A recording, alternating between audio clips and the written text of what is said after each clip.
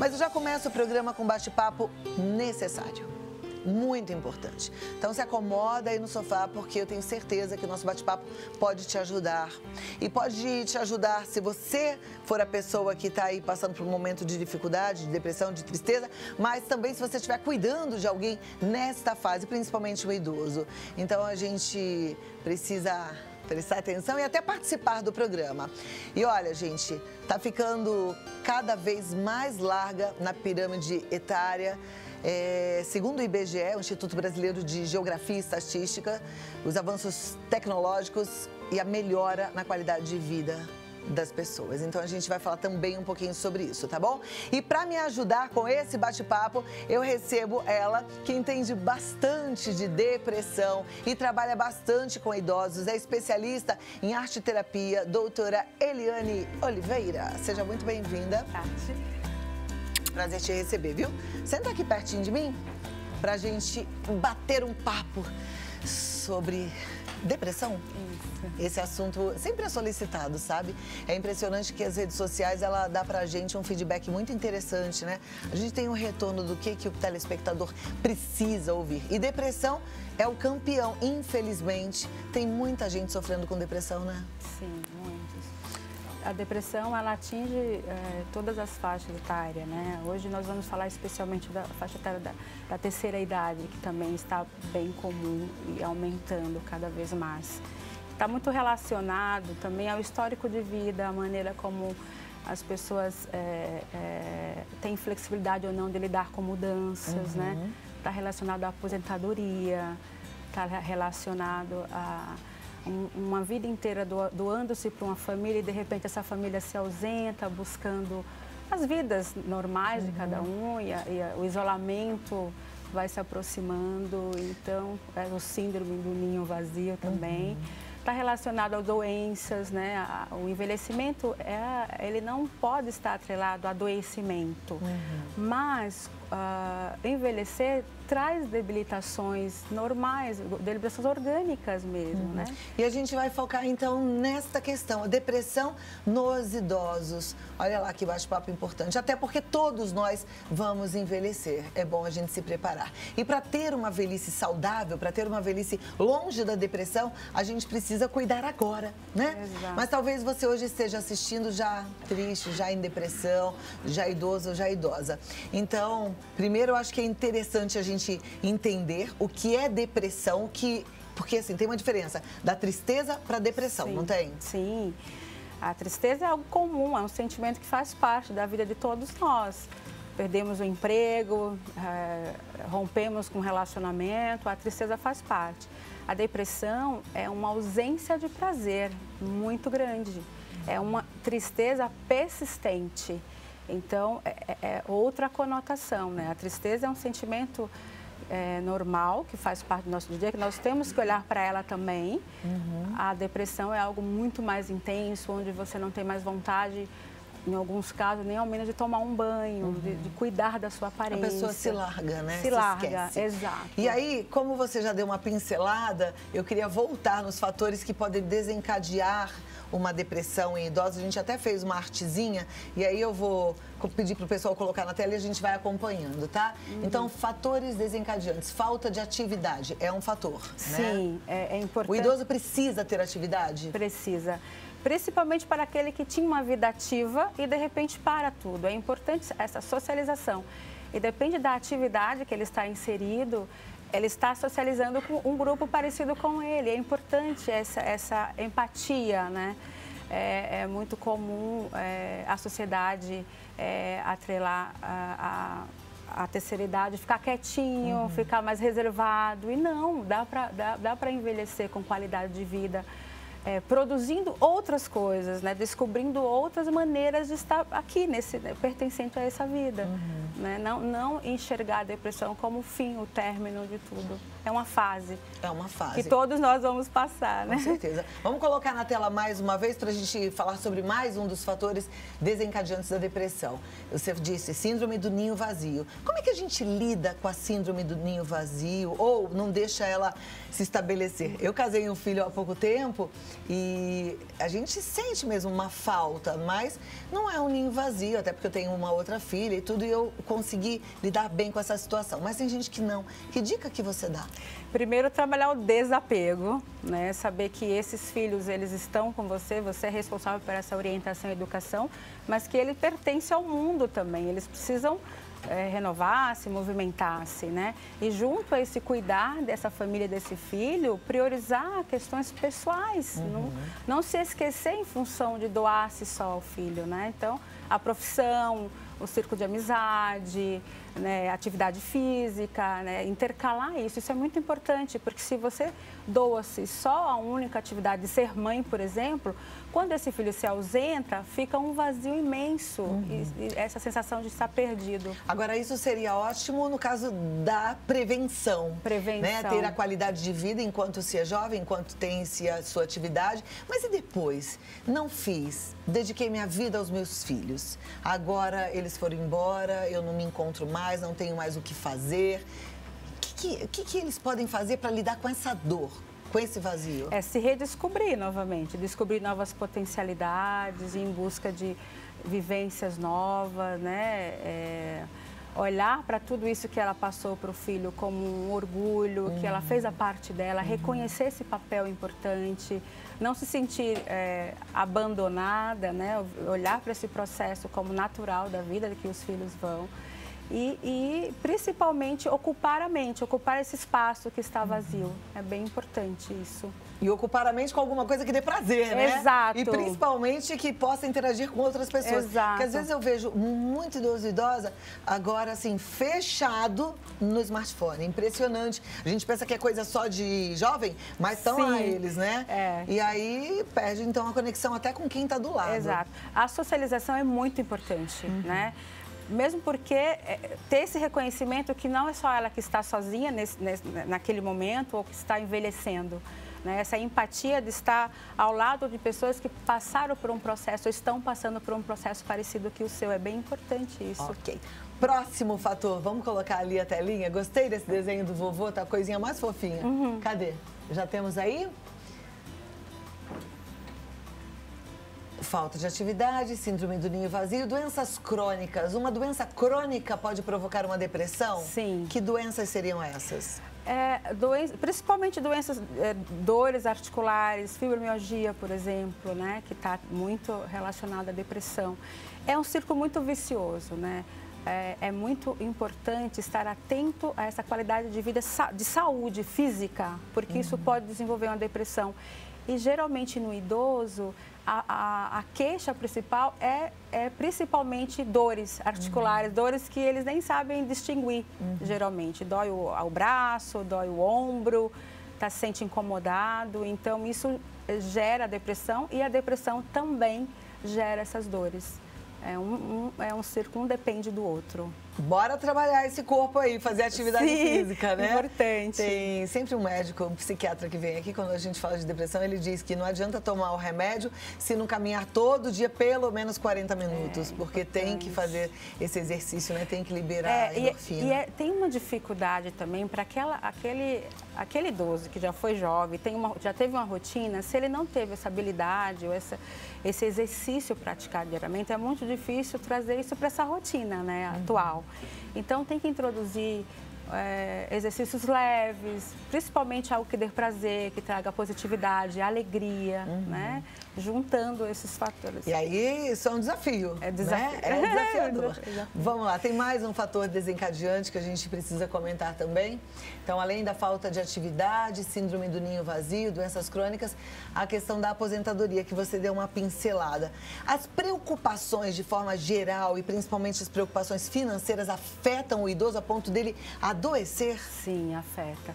É uma preocupação muito evidente, né? Estar bem quando está aposentado, ter uma condição financeira.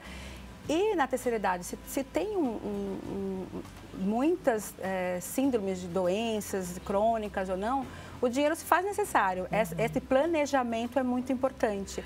Aliás, nós deveríamos planejar chegar na velhice com essa segurança do financeiro, mas também se preparar psicologicamente e emocionalmente, que de um modo geral a gente não se prepara, né? A gente vai vivendo hoje sem visualizar como que eu estaria daqui 10, 15 anos, 20 anos. Então, a aposentadoria é uma preocupação que gera, assim, um desânimo. Se a ausência do dinheiro se faz presente, isso pode gerar, assim, uma tristeza, uma preocupação maior e desencadear uma depressão. Ok. Eliane, temos, como eu falei no começo, muitos idosos assistindo ao programa agora e alguns podem estar vivendo tudo isso, né? Esse turbilhão. Eu sei que você lida diariamente com idosos. Quando você tem um acompanhante, quando você tem um cuidador, quando você tem uma equipe, uma psicóloga, fica mais fácil de você reagir. Agora, sozinhos em casa, dar o primeiro passo às vezes é muito difícil. É muito difícil, requer persistência, né? E aprender a pedir ajuda. Né? Olha lá, isso é importante, aprender a pedir ajuda. Sozinho, às vezes, é impossível. E tem uma questão no idoso que ele não gosta de incomodar, né? É muito comum eu escutar isso dos idosos que eu acompanho. Ele fala, não é nada, minha filha, vai passar, não vou incomodar meu filho. Né? Tem a vergonha de incomodar, até mesmo de sair da posição de ser o provedor, de o cuidador e, de repente, ser o cuidado. Né? Então, aprender a pedir ajuda e reconhecer que sozinho, em alguns momentos, é impossível. A primeira pergunta. Olá, Cláudia, tive depressão há 2 anos, me tratei, mas às vezes fico angustiada, choro, principalmente quando estou aguardando resultados de exames. Pode ser a doença voltando? Obrigada, Helena, do Rio de Janeiro. Ela tem 64 anos. Obrigada, Helena. Pode ser, sim. A depressão ela pode ser recorrente, mas para isso ela precisa ter uma orientação do psiquiatra, quem está acompanhando, quem diagnosticou, né? Um diagnóstico preciso é fundamental também. Também pode estar atrelado a uma crise de ansiedade, né? A espera desse exame, a expectativa, se ela está com receio, se ela tem medo de algum adoecimento. A ansiedade caminha muito lado a lado da depressão também. Então, tenta entregar essa ansiedade nas mãos de Deus e descansar nele. Sabe, aqui, assim, estando com Deus, em qualquer lugar você está bem. Tenta respirar esse bem-estar, tá bom? E relaxa aí. Próxima pergunta. Boa tarde, Cláudia. Minha mãe tem 90 anos. Ela é mais caseira, não gosta de sair. Chamamos e ela sempre dá desculpas. É um sintoma de depressão? É a Selma da Bahia. Pode ser um dos sintomas, sim. Precisa ficar atento, insistir, né, para ela sair do isolamento e, se ela não consegue, levar algumas atividades até ela, seja com profissionais, seja com vizinhos, oferecer um chá da tarde para as amigas, colegas. Pode ser, sim, um indício de que algo está alterado aí. Perfeito. Temos mais perguntas. A Miriam, de Borborema, São Paulo, ela diz, tenho depressão e minha mãe também. Sou uma pessoa muito desanimada e estou tomando um remédio natural que me ajuda um pouco. Já fiz tratamento, mas optei pelo natural. Estou amamentando meu filho Miguel, de 3 meses. Estou muito chorona. Devo procurar ajuda? Ela está amamentando 3 meses. Tem uma influência hormonal também, né? Que precisa também dar esse tempo, esse espaço. A vida de um filho transforma, né? Toda a rotina. Então, tem um estresse mesmo dessa alteração. Se isso persistir, ela tem que procurar, sim, uma ajuda para ela dar conta de toda essa alteração e mudanças, né? Mas me parece que é pertencente a esse momento atual de mudança, de responsabilidade, medo de dar conta de ser mãe, de ser boa mãe, né? As fantasias da maternidade são imensas, né? E isso causa, assim, uma ansiedade, traz e tem um rebaixamento hormonal que faz parte dessa fase também. Sim. Assim como na do idoso, né? A questão hormonal também é bem interessante. Com essa perda hormonal, o choro vem. O choro vem muito. Não tem jeito. Eu tive 2 filhos e eu falava, eu tô feliz porque eu gostei do bebê, mas eu não consigo parar de chorar. E era aquela choradeira hormonal. Tomara que a sua passe. Se não passar, tem que procurar ajuda. Tem que procurar uma ajuda porque tem a depressão pós-parto, que é bem grave, né? Eu acho que a preocupação dela é até porque ela diz aqui que a mãe dela tem depressão, né? É um histórico familiar, genético, isso também influencia bastante. Próxima. Eu tenho 50 anos, tenho 3 filhos, casados e vivem se afastando de mim. Eu moro sozinha, estou me tratando com a depressão, estou desempregada, não sei se foi por falta de emprego e é difícil faltar dinheiro que me fez cair nessa doença. Só tenho vontade de chorar, não converso com ninguém, pois se eu falar com alguém, já começo a chorar. E isso, o que eu faço para sair dessa situação? Ela já está com medicação, Ela né? diz aqui que está com vontade até de se matar. Isso é grave. Ela precisa de um acompanhamento com psicoterapia, especialistas, né? Que dê esse suporte, né? Para que ela elabore essas questões difíceis. Sozinha é impossível. A medicação se faz necessária em alguns casos. A psicoterapia em conjunto, né? Porque a psicoterapia vai fortalecer, né, esse ego que está muito enfraquecido. Ela precisa buscar ajuda, né? Esse já está, me parece, sintoma de depressão de grau maior, né? Tem que buscar ajuda e a gente às vezes ouve assim, psicoterapia não posso fazer. Existem nas universidades serviços sociais, alguns grupos também gratuitos, né? Grupo de apoio também pode ajudar bastante. Vale a pena procurar para tentar sair dessa situação. E tem uma questão que você trouxe, Cláudia, que tem muito a ver também com essas crenças, né? É necessário você acreditar em algo, que você não está sozinha nesse universo, né? Então, reforçar esse elo com a espiritualidade, né?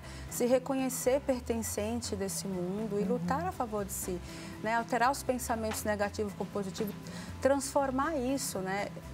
A psicoterapia ajuda, a medicação se faz necessário, mas o movimento pessoal, acreditar em si é fundamental para esse movimento acontecer, né? Tem que estar casadinho tudo isso. A terapia por si só não resolve, né? Tem um conjunto e primeiro reconhecer de onde vêm esses pensamentos negativos, essa sensação de ser inferior. Isso tem que ser reconhecido, olhar para esse lado sombra e administrar para poder continuar uma vida com qualidade, né, saudável. É necessário e é possível, né? É possível. É possível, Gostei dessa resposta, Eliane. Vamos lá. Olá, Cláudia Tenório, amo seu programa, obrigada. Gostaria de saber se a depressão tem algo a ver com bullying. Tenho uma filha de 30 anos, começou com mudança de colégio, sofrido por colegas e até professores. Ela já tentou suicídio. Depois que aconteceu isto com ela, mudou totalmente a maneira de ser. Obrigada, Socorro Martins. Ela é lá do Ceará. Tem, sim. É uma questão bem grave também, né? Isso influencia, não quer dizer que seja o fator principal, porque tem muito a ver como as pessoas vão administrar esse lado não positivo da vida e da outra pessoa, o comportamento do outro.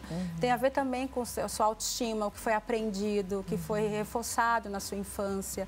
Mas o bullying é um dos fatores também, que desencadeia. Não é o principal, mas pode desencadear, sim, uma depressão. E aí, na verdade, a gente não tem controle do outro, né? Não pode fazer bullying com os nossos filhos. Seria maravilhoso que isso nunca acontecesse. Mas a gente não controla o outro. Então, a gente precisa reforçar a autoestima dos nossos. Para quem ainda tem pequenininho, presta atenção. Exato, né? Vamos lá. Meu nome é André, moro em Itanhaém, não sinto vontade nem de levantar, só quero dormir. O que devo fazer? Procurar ajuda. Procurar ajuda com amigos, com profissionais, psiquiatras, psicólogos, na sua crença, né? Porque não pode achar que isso é algo comum, que a vida está normal. A vida não é para ficar deitado e dormindo 24 horas por dia. A gente tem que produzir, tem que se sentir útil, né? Tem que buscar ajuda, né? Como ele mandou essa mensagem hoje... Já foi um primeiro passo. Já foi um primeiro passo, Ó, tá, né? De parabéns. Que ele pegue esse impulso e busque, aprofunde essa ajuda. Ele precisa. Vai, porque vai valer a pena. Eu até vou falar mais uma coisa. Abre a janela desse quarto, né? Exato. Deixa entrar um ar aí. E o sol, né? Se tiver, né? Talvez em Itaém até esteja só. Aqui em São Paulo não tá, mas tomara que esteja aí. É verdade. Acabou de ler o mesmo sintoma que estou sentindo. Tenho marido, filho, cachorro, gato, mas sinto um vazio. E se vou conversar com alguém, já choro e do nada me desmancho em lágrimas. Me ajuda, não tomo remédio. É preciso também deixar claro que a depressão é uma alteração química, né? É uma alteração do nosso sistema, né? E precisa de uma intervenção, em alguns momentos, de uma intervenção com medicamento, né? para substituir, preencher esse vazio aí, essa questão química. A medicação ela vai preencher o que está faltando, então ela precisa buscar essa ajuda. Ela diz que tem uma vida tranquila, cachorros, que é uma das orientações, né? Adote um bicho que ajuda. E se ainda continua muito, né, muito forte, tem uma alteração química e precisa tratar. Procura um psiquiatra. Exato. Vai com força que vai dar certo, tá bom? Próxima pergunta. Eu tenho uma irmã que apresenta um quadro de depressão e também tem alucinações. Ela não faz tratamento, reluta muito. Gostaria de saber como posso ajudar. Buscar um psiquiatra, né? De novo, porque alucinações já saem um pouco da questão da depressão, né? A depressão, ela pode sim trazer alguns momentos alucinatórios, mas quando isso é persistente, isso pode... Mas aí, como é a irmã, ela não diz a idade, né? Eu fico pensando, mas vai levar o psiquiatra em casa? Como é que vai arrastar a irmã no psiquiatra? Tem algum caminho pra gente, de repente, fazer a pessoa perceber que ela precisa de ajuda? Quando você é criança, os pais são responsáveis. Mas quando é adulto? Precisa fazê-la entender que isso não está saudável, que tem algum movimento que está bem prejudicial para ela. Uma pessoa que tem alucinações, ela não consegue interagir, ela não consegue estar em público, isso vai prejudicar. Então, fazer ela entender que ela está tendo muito prejuízo, né, no dia a dia, ela está perdendo muito. Ela precisa se convencer que chegou um momento que é necessário buscar essa orientação médica. Ok. Próxima pergunta da Aline, tem 30 anos, em Minas Gerais. Boa tarde. Já tive depressão, me tratei, mas de uns tempos para cá estou com sintomas novamente. Principalmente depois que descobri que meu filho de 15 anos se envolveu com drogas. Será que preciso novamente tratar? Não sei o que fazer. Como eu já havia dito na primeira pergunta, a depressão pode ser recorrente. Ela já está reconhecendo alguns sintomas que é bem familiar para ela. Então, se ela não está dando conta, busca ajuda. De repente, não inicialmente, nesse caso, com psiquiatra, mas nesse caso, como ela já passou por um atendimento, já sabe como é o processo, ela pode buscar psicoterapia e juntos decidirem o próximo passo. Perfeito. Eu até vou te dar mais uma dica, Aline, porque eu sou fã de carteirinha e vejo que tem feito diferença na vida de muita gente. Procura um grupo, aí em Minas Gerais tem, você não me falou a sua cidade, né? Que chama Amor Exigente. É um grupo que dá apoio para pais responsáveis de pessoas com dependência química. Mesmo que o seu filho não seja um dependente químico, ele só passou pela experimentação, é muito legal para você entender o que é tudo isso, entender o que é essa doença, mas lá também você poder falar das suas dores, das suas inseguranças, porque eles têm um momento de partilha, que é uma terapia em grupo e é maravilhoso. Então, tenta ir porque vai valer muito a pena, tá bom? A próxima pergunta é da Rita. Ela gostaria de saber se a convivência com pessoas com depressão pode também causar depressão, prejudicar a outra. Sim, tem alguns relatos, né, que você aprende, é comportamental também, né? Se você nasce em uma família onde tem esse histórico, você tende a repetir alguns comportamentos. Isso pode sim estar envolvido no humor e alterar alguma coisa. Eu fico imaginando casados, ninho vazio, marido e mulher. O marido entra em depressão, não quer fazer nada, só chora, aí ela vai acabar ficando também, daqui a pouco estão os dois doentes, né? Exato. Então, influencia. Por isso que tem que ir. Então, vamos influenciar de forma positiva. Próxima pergunta. Cláudia, eu tenho fé, pois desde 2002 que sou depressiva, tenho pânico, transtornos, como já relatei. Tomo vários medicamentos, mas a perícia não aceita meus laudos da psiquiatria, do clínico e psicólogo. E nesse pente fino da justiça, estou desamparada. Meu quadro se agravou mais ainda. O médico do trabalho me devolve ao INSS. Penso muito em dar cabo da vida. Não. Daí tudo isso acaba. Não tenho vida social. Perdi todos os amigos, filha, família. Não me trata como tal. Estou só. Para começar, não está só que você escreveu isso aqui para mim, então estamos juntas. Já sei da sua história, né? Exato. Eliane está aqui também para te dar uma palavra. Esse é um caso muito comum que acontece. Eu trabalhei um período na rede pública e essa é uma queixa muito comum, né? Dessa não validação desse momento que é necessário. A depressão ainda é um estigma, as pessoas ainda não respeitam como uma doença que traz muitas limitações. Então, há um despreparo dessas pessoas, nesses peritos, né, ao lidar com isso. E a pessoa sente-se desamparada, né? Então, seria bom ela buscar a orientação de um advogado também, nesse caso, né? Ela já tem já passou, está com medicação, já sabe os sintomas dela. Mas nesse caso jurídico, ela precisa de uma orientação de um advogado também, porque realmente tem um descaso. É bem grande isso, né? E reforça os sintomas depressivos, né? Porque ela não é vista, ela não é reconhecida, ela se sente desmerecida. É bem triste mesmo isso. Mas bola pra frente, né? Perdeu os vínculos, vamos tentar fazer novos, procura o advogado como a Eliane sugeriu. E não pensa besteira, não. Não pense besteira, a vida é boa, pode acreditar. Tá? Procura um grupo de apoio, eu acho fantástico, acho que vai ser bem bom para você.